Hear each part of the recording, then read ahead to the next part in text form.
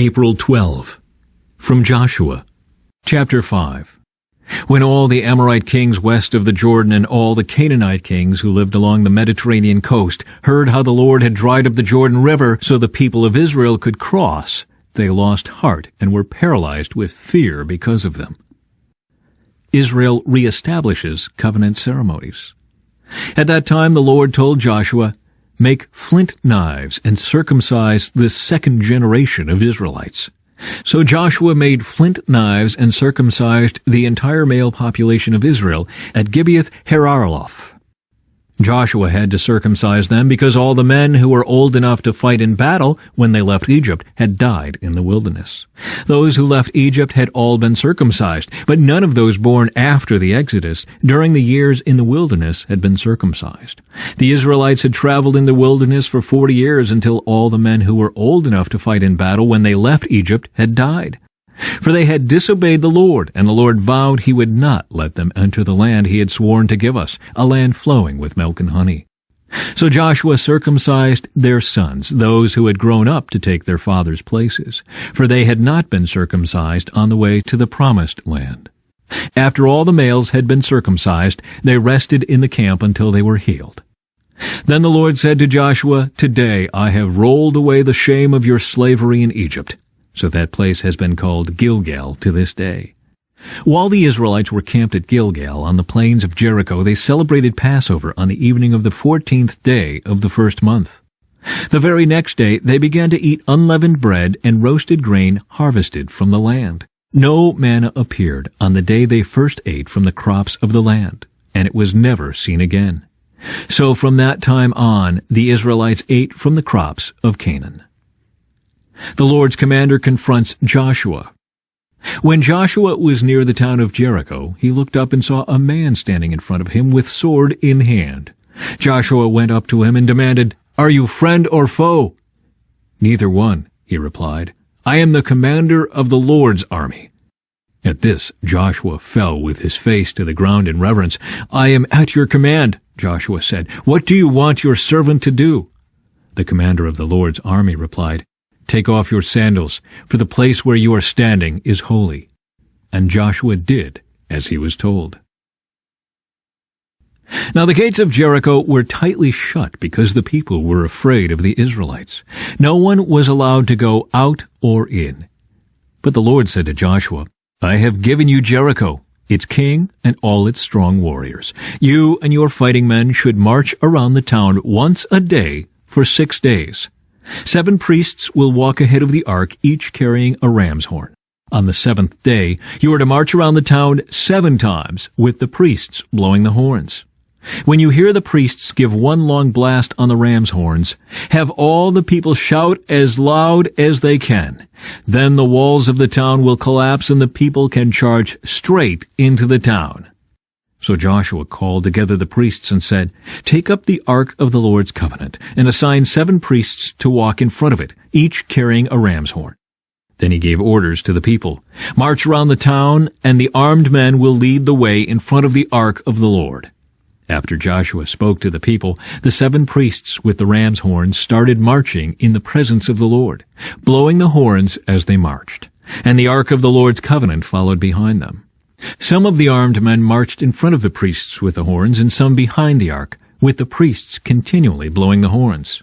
"Do not shout, do not even talk," Joshua commanded. "Not a single word from any of you until I tell you to shout. Then shout." So the ark of the Lord was carried around the town once that day, and then everyone returned to spend the night in the camp. Joshua got up early the next morning, and the priests again carried the ark of the Lord.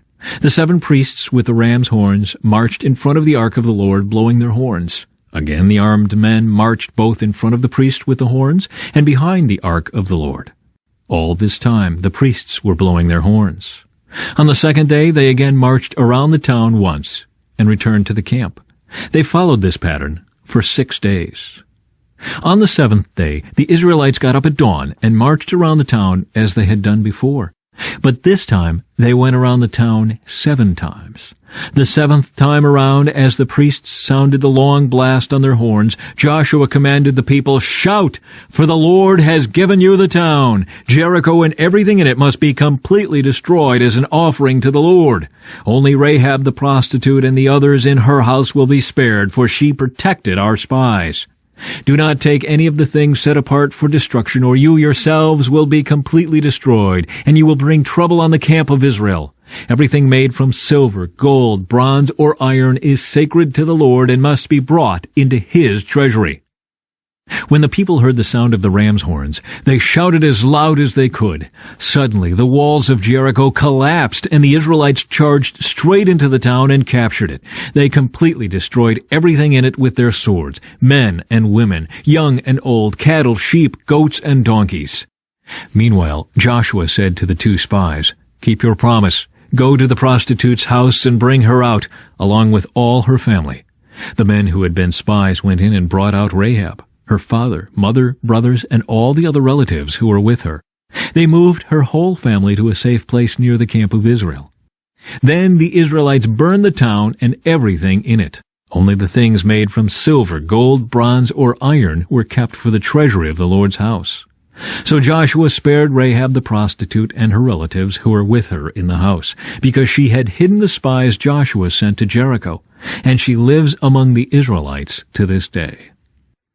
At that time Joshua invoked this curse: "May the curse of the Lord fall on anyone who tries to rebuild the town of Jericho. At the cost of his firstborn son he will lay its foundation. At the cost of his youngest son he will set up its gates." So the Lord was with Joshua, and his reputation spread throughout the land. But Israel violated the instructions about the things set apart for the Lord. A man named Achan had stolen some of these dedicated things. So the Lord was very angry with the Israelites. Achan was the son of Carmi, a descendant of Zimri, son of Zerah, of the tribe of Judah.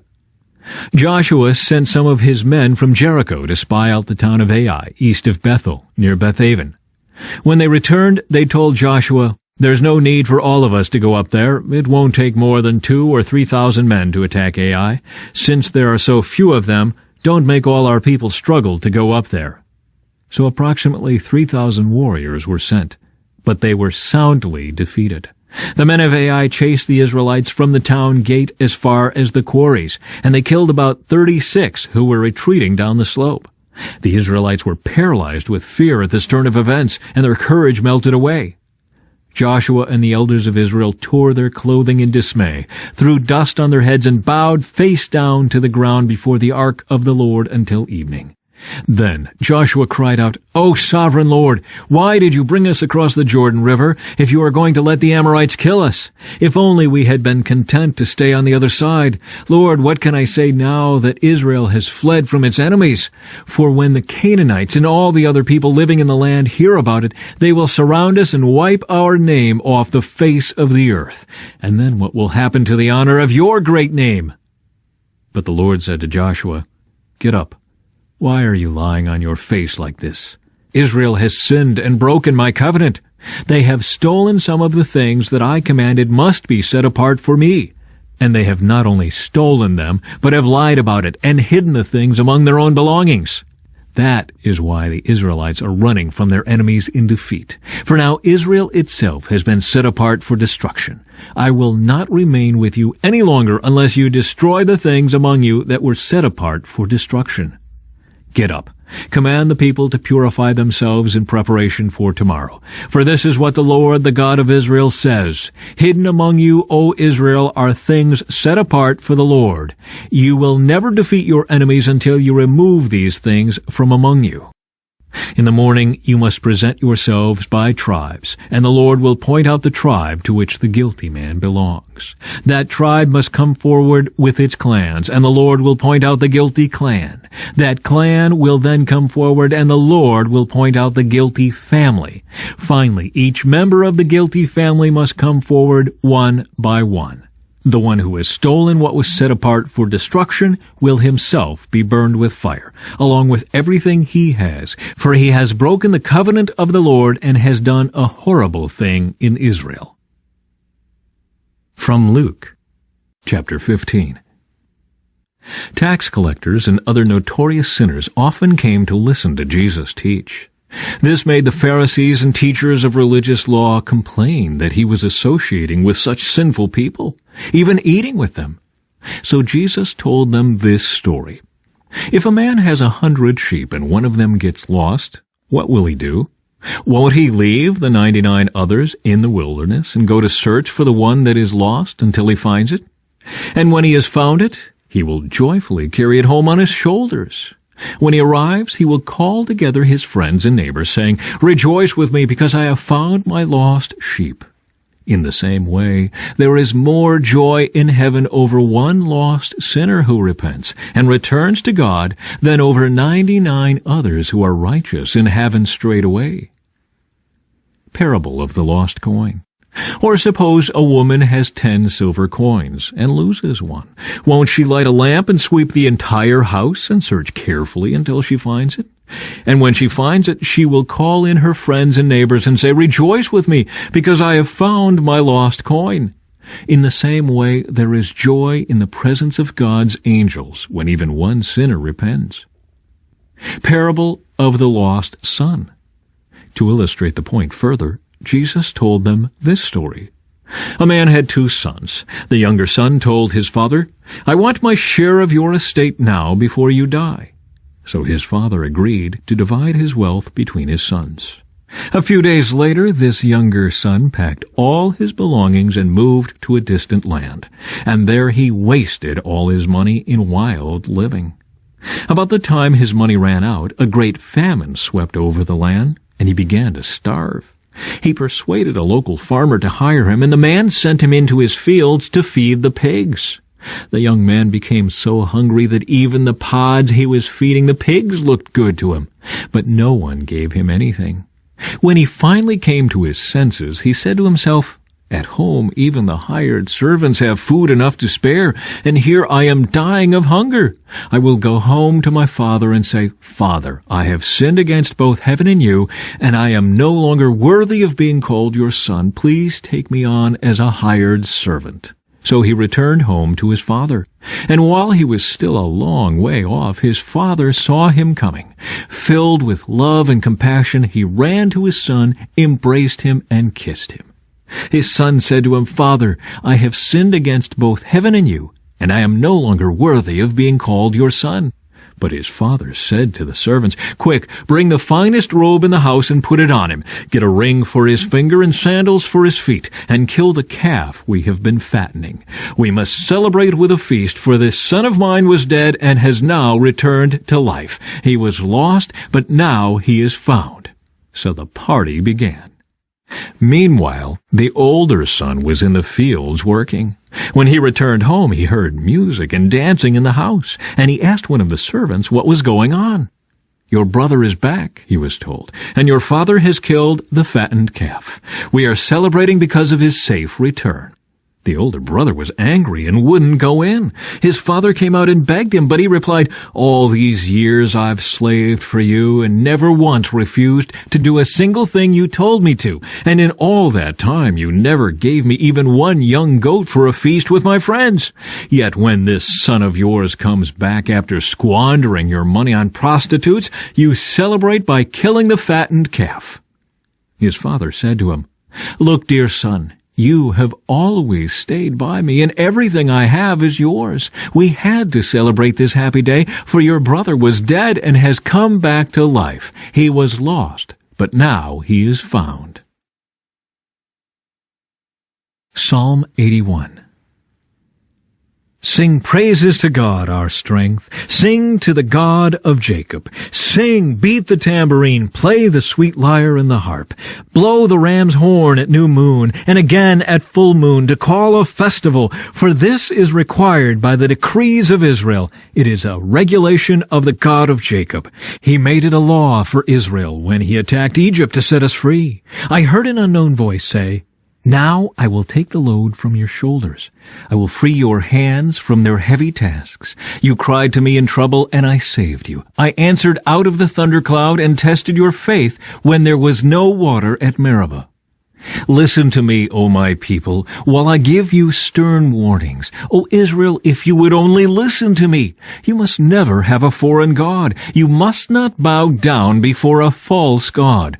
For it was I, the Lord your God, who rescued you from the land of Egypt. Open your mouth wide, and I will fill it with good things. But no, my people wouldn't listen. Israel did not want me around. So I let them follow their own stubborn desires, living according to their own ideas.